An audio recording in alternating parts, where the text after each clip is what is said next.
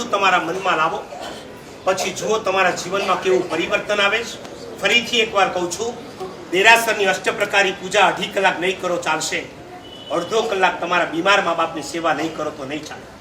5 લાખ રૂપિયાના ચડાવા લઈને તમે સાધુ ભગવંતોને પોતાની શેખી મારવા માટે ક્યારેક મોટા આચાર્ય આવે છે ને, સમાજના મોટા આચાર્ય છે, સમુદાયના મોટા આચાર્ય છે, આપણા પંથના મોટા આચાર્ય છે, આપણે ચડાવો લઈએ 5 લાખનો ચડાવો લઈને એમને કામડી ઓરાવો છો. જરા ઘરે જઈને જુઓ તમારી બાના સાડલામાં કેટલા કાણા છે, તમારા બાપુજીના ધોતિયામાં કેટલા કાણા છે.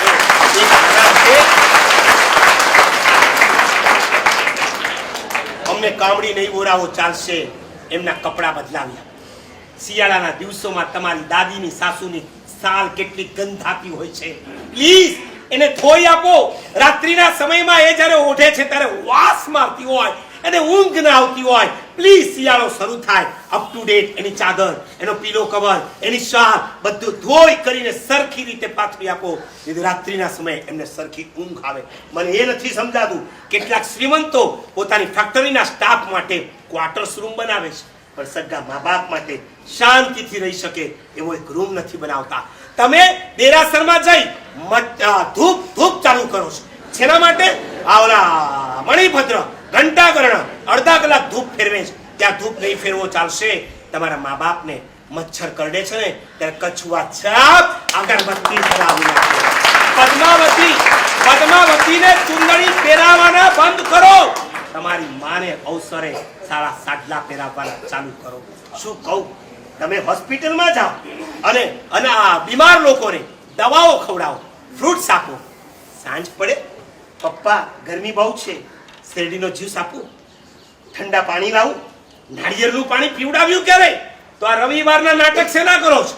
ગરીબોને ખીચડી ખવનારાને પૂછું છું. સગા મા બાપને સાંજે શીરો ગરમ કરીને ખવડાવ્યો ખરો? બોખા છે, દાંત નથી, ચાવી શકે એમ નથી. લાવ, મારી બાને આજે હું શીરો બનાવીને ખવડાવું, એમને શીરા ખવડાવો, ત્યાં ખીચડી નહીં ખવડાવું તો ચાલશે. હસવું તો ત્યારે આવે છે જ્યારે મા બાપને હેરાન કરીને પરલોકમાં મોકલ્યા હોય, પછી પોતે રડવાના નાટક કરતા. આખી જિંદગી રડાવ્યા, પછી પોતે રડવાના નાટક કરે. હદ તો ત્યારે થાય છે, 1 વર્ષ જ્યારે પૂરું થાય, મા બાપની શ્રદ્ધાંજલિની તિથિ આવે, ફૂલ સાઈઝના મા બાપના ફોટા લગાડશે, 400 રૂપિયાનો હાર ચડાવશે, ધૂપ દીપ કરશે.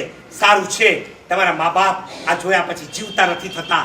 થાય ને તો એ ફોટો ફ્રેમ તોડી 1 લાખો મારે.